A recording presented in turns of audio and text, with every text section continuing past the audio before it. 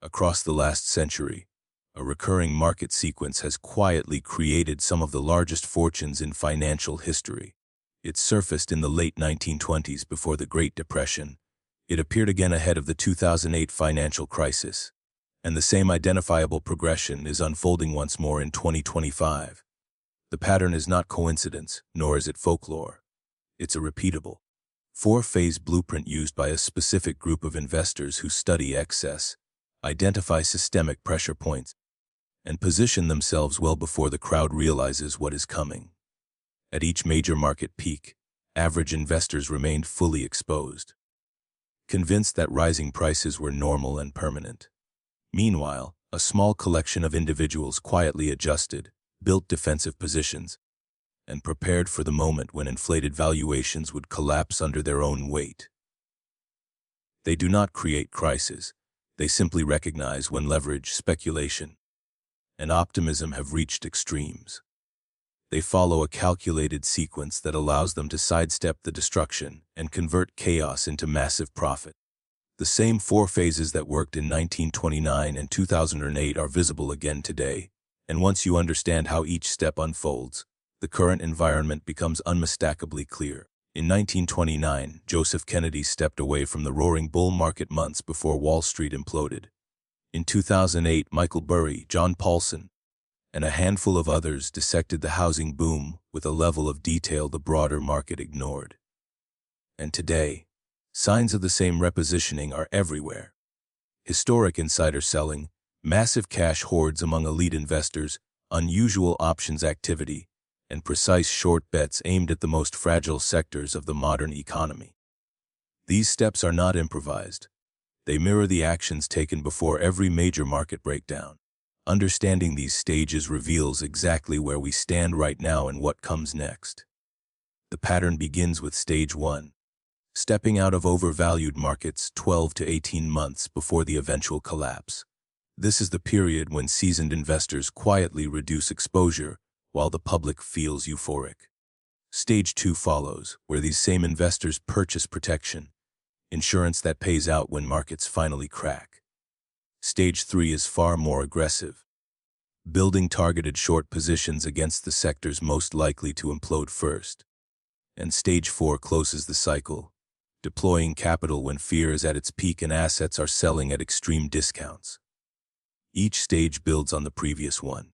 Each step prepares for the next, and collectively, the cycle repeats across generations, regardless of the specific triggers behind each crisis.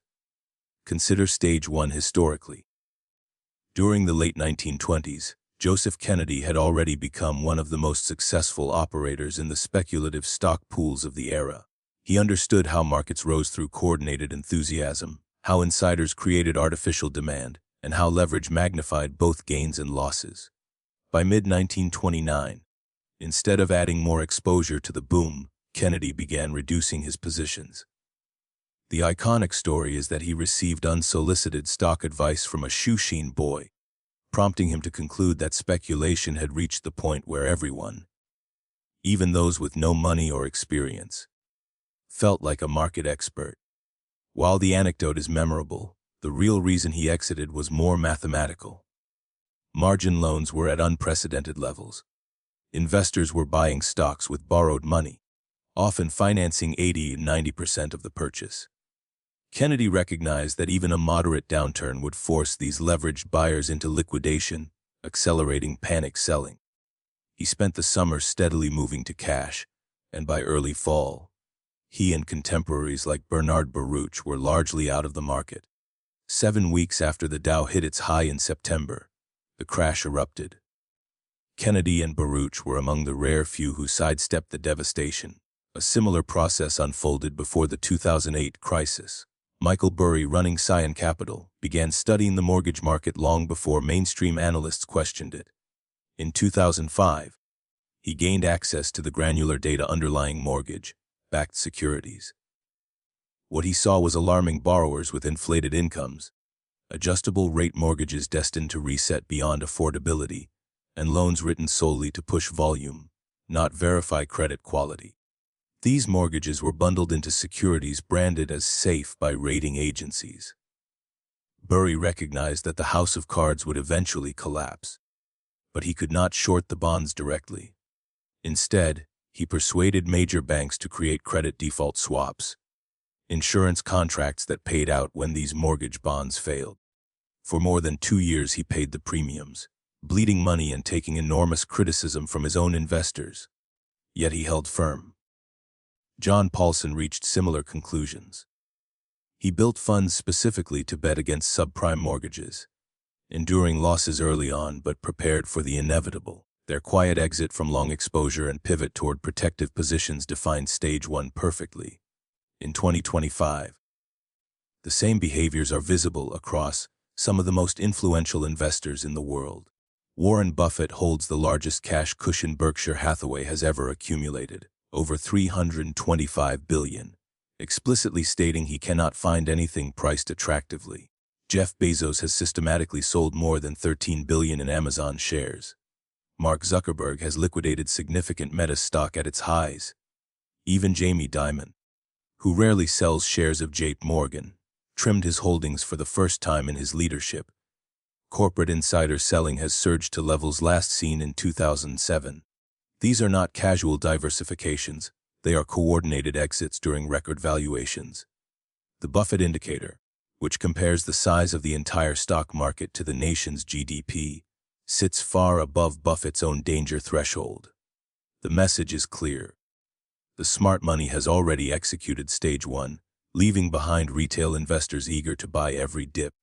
Stage 2 involves purchasing volatility insurance 6 to 12 months before the crash. Historically, this meant shorting stocks directly, but in modern markets the tools are more sophisticated. Put options, VIX calls, and credit default swaps function as insurance policies that rise sharply when markets fall.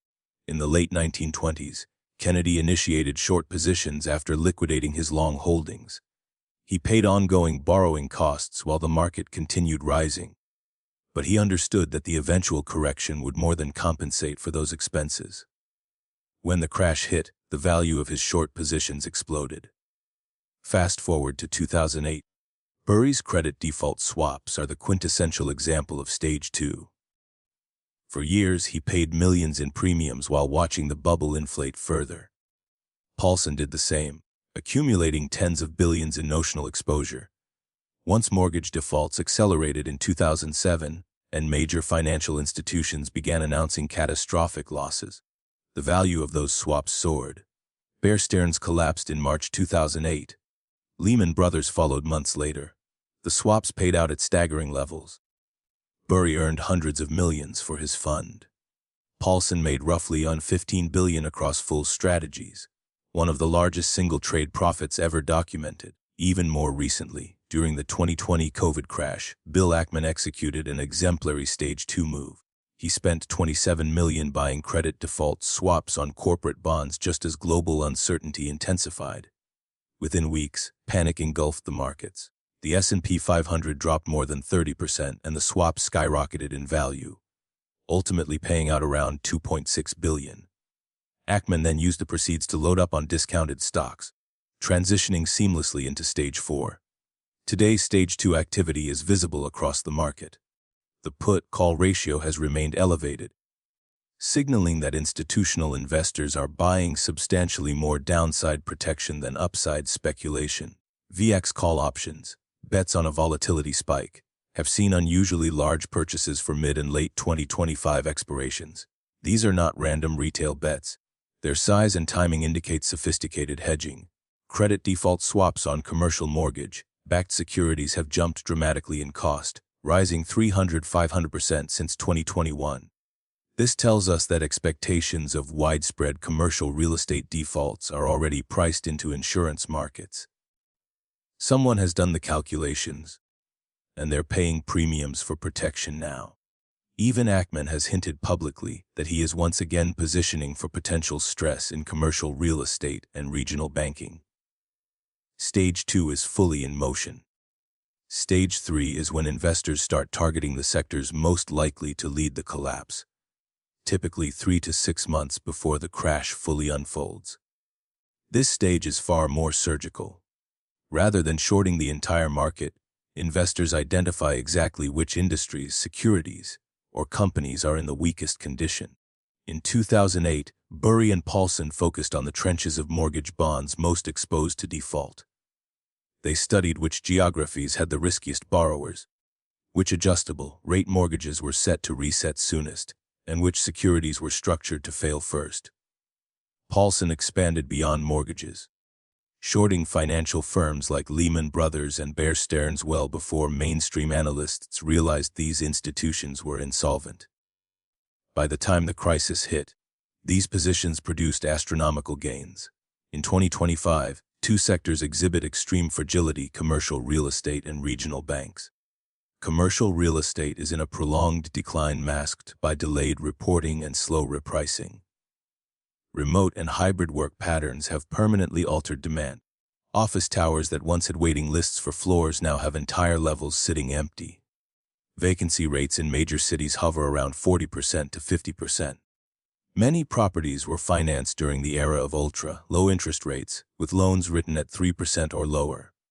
Those loans are maturing now, and landlords must refinance at rates often between 7% and 9%, more than double or triple previous costs. A building that barely generated enough income to service its debt at low rates becomes insolvent at high rates. Because of this math, property valuations have already plunged 40% to 60% in certain markets. Major players have begun walking away. Brookfield defaulted on two large Los Angeles office properties in 2024, not due to lack of liquidity, but because the buildings themselves were worth less than the outstanding loans. This leads directly to the second weak sector: regional banks.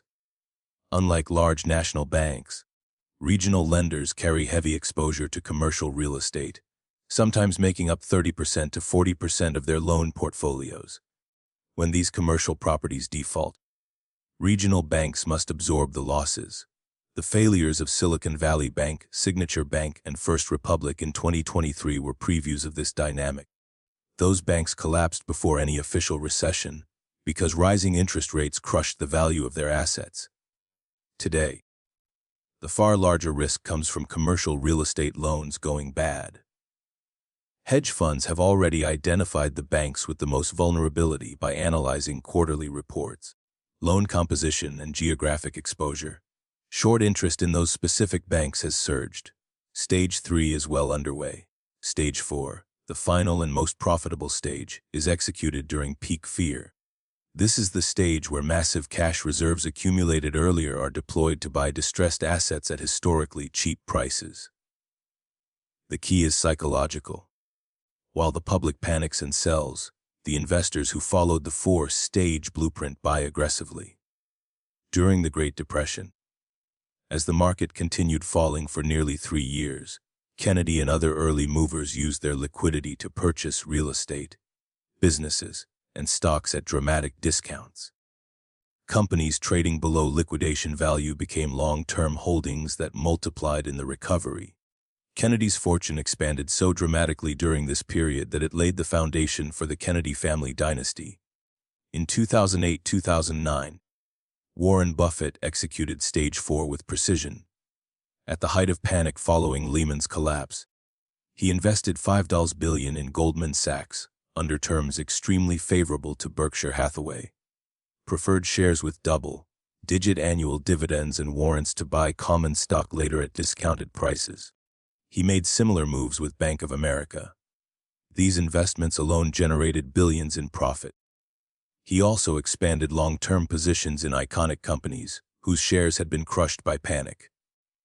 Those holdings appreciated multiple times over the following decade. Ackman's performance in 2020 was another textbook example. While markets were in freefall and his media appearances stoked public fear, his fund simultaneously purchased high-quality companies at depressed prices. As stimulus flooded into the economy and markets rebounded, his positions surged, delivering some of the best returns in hedge fund history for that year. Looking toward 2025 and 2026, Stage 4 has not begun yet, but the conditions for it are forming.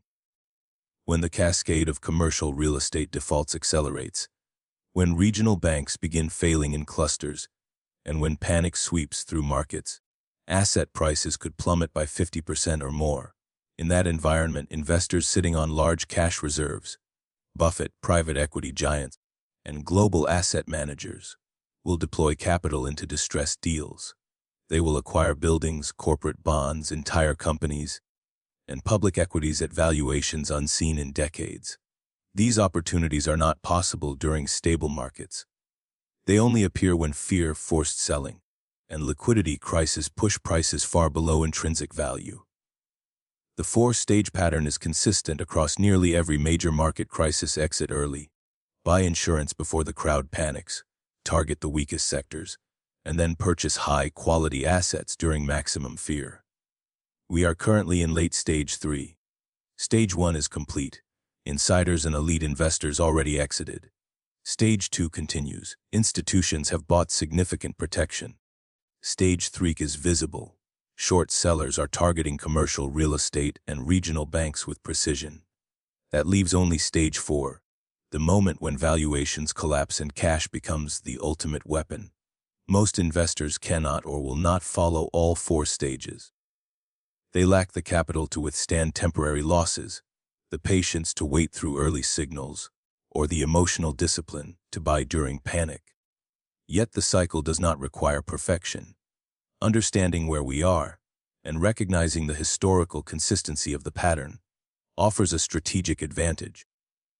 The collapse has not occurred yet, but the early components mirror the same structure seen before previous crashes. The next 6 to 18 months are the window in which the final trigger is likely to appear.